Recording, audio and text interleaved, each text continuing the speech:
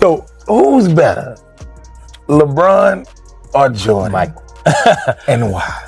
I think, you know, I'm biased, obviously, because I played against Michael, and Michael is just one of those type of players that comes along once in a lifetime. Michael, you could never get to. Mm-hmm. You know what I mean? Mentally, you could never get to him. And believe me, I tried. You know what I mean? I didn't got to a lot of... Your mama's a bitch. No, I never did that. No, but no, you just, you know, you could never break his will. You know what I mean? You could never get inside his head. And, you know, with LeBron, I can see that a little bit. You know what I mean? You can get inside his head. He's getting better.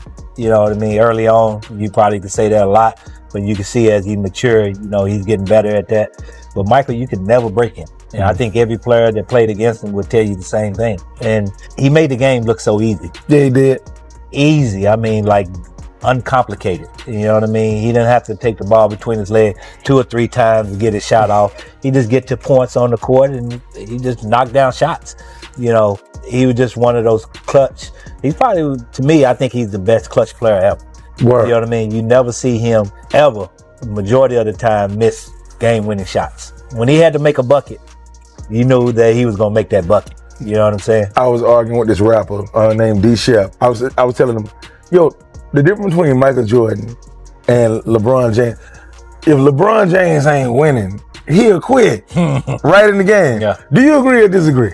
I ain't gonna say he gonna quit, but I don't see that what Michael do. Michael gonna fight you to the end. He gonna fight to the end. Yeah, he's gonna fight you to the end. He was sick one time. He had the flu. Yeah. My man tried to tell me Michael Jordan was not sick for real. He was doing that as a publicity stunt. He was sick. He was sick. I know some of the players that got sick after that, right? Like they was leaving him on. They were like, "Yo, this nigga got me sick." I had the flu. Nah, he definitely was sick. Yeah. Word. Yeah. So that was real. Yeah, that was real talk. Yeah. Real. Yeah. Come on, man. John Stark said that shit. What you gonna say now?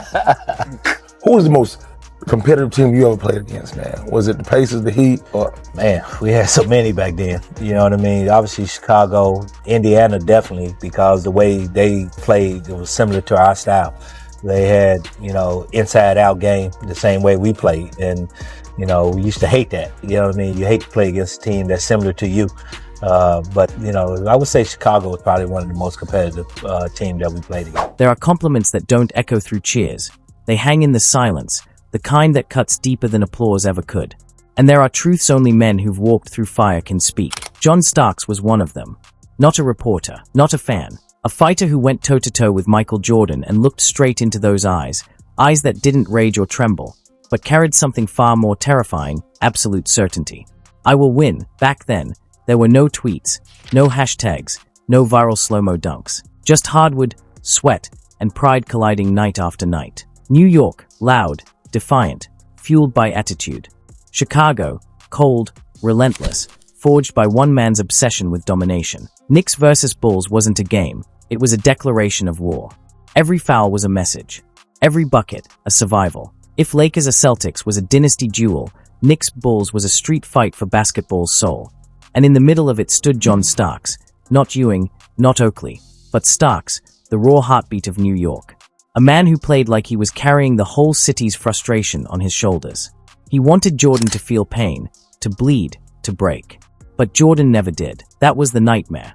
And years later, when Starks finally spoke about it, his words came out slow, heavy, like a soldier remembering a battle he never truly left behind. He took everything personal, Starks said. But that wasn't praise. That was surrender. Because inside that confession lived the truth. Jordan didn't just beat you. He broke what you thought was possible. When Starks said it, the world didn't argue. It went quiet. No analyst needed to explain. No debate to be had. Because Michael Jordan never asked for validation. His rivals gave it to him. Greatness like his isn't defined by cheers or banners. It's defined by those who tried to end it and couldn't. When even your enemy becomes your witness, that's not admiration, that's legacy. Jordan didn't need to talk. He didn't need to boast. He existed, and that was enough. Those who once despised him ended up speaking his truth, not out of choice but because history left them no other option. That kind of greatness isn't built, it's forged. Born in fire, baptized in rivalry, immortalized through the ones who failed to stop it. When your enemies can't destroy you, You haven't just won the game. You've conquered time itself. Madison Square Garden, 1993. The lights didn't shine, they burned. The air felt alive, thick with hatred and hope. Every squeak of sneakers sounded like gunfire. Every foul was a message. New York came ready for war. Ewing, Oakley, Mason, and Starks leading the charge. Starks wasn't just a player. He was defiance in human form. His mission was simple: kill the myth of Michael Jordan. But there Jordan stood, draped in red, silent, surgical, and inevitable. No grin, no words, just that cold, unshakable presence that made even his enemies believe in him. The kind of moment that made time slow down. Madison Square Garden shook like it was splitting in half. Beat him, Starks. Beat him. The chants thundered. Then it happened. Starks cut baseline, slipped between Horace Grant and Jordan, and detonated a dunk so violent it felt like the air itself cracked open. Boom. The garden erupted. 20,000 voices roared as if Judgment Day had arrived. For a flicker in time, Michael Jordan looked mortal. Starks thought he'd done it, slain the god. His scream wasn't joy, it was release. Years of pain, every image of Jordan holding the trophy New York could never touch, every sleepless night, all of it erupted in that one scream. But Jordan, he didn't flinch. He just smiled, that cold, knowing smile that said, "You've just made the biggest mistake of your life." The very next night, he returned. Same arena, same crowd. But this time, the air felt heavier, like the city knew what was coming. Jordan didn't come to compete. He came to restore order. From the opening tip, it was a sermon. Every fadeaway was precision, every jumper a punishment. The garden that once shook with rage now sat still in awe. 36 points later, there was no noise left, just silence. Not the silence of defeat, but of realization. Jordan hadn't just beaten them, he'd emptied them. Even Starks stood hollow, eyes wide, finally understanding the truth. You can't kill what doesn't fear death. You can bruise him, cut him, make him bleed, but you'll never end him. Because men like Jordan don't break. They become the storm. Because pain never broke Michael Jordan, it built him. He didn't need applause, headlines, or validation. He played for something eternal, a vow etched deep in his soul: no one will ever break me. That's what separated him from everyone else. Jordan didn't just play basketball, he turned it into a sacred war against doubt itself. To fans, he was the GOAT. But to those who faced him, he was a mirror, exposing everything they weren't. He took everything personal. Every foul, every whisper, every sideways glance, all fuel. He'd store it, sharpen it, and bring it back to the court like a blade. The Knicks tried to drag him into chaos, foul him, frustrate him. But chaos was his calm. Every shove made him colder. Every insult made him deadlier. He didn't retaliate with emotion. He executed with precision. Shot by shot, look by look, he dismantled you until the anger wasn't aimed at him anymore. It was at yourself. Because Jordan didn't just beat you, he rewired you. He took your confidence, your identity, your belief, and left you questioning everything. Every doubt became oxygen. Every insult, gasoline. And Jordan was the fire, not a spark, but a wildfire that consumed everything in its path. He didn't chase trophies, he chased truth. And that truth was merciless. You don't beat Michael Jordan. You survive him. By the time he walked past you in the tunnel, the outcome was already written. He didn't need to talk. His silence said it all. His presence was the warning. He looked at you like he already knew the ending. And that's what shattered you. Jordan didn't have to block your shot or steal the ball. He made you doubt yourself. Once that seed of doubt was planted, the game was his.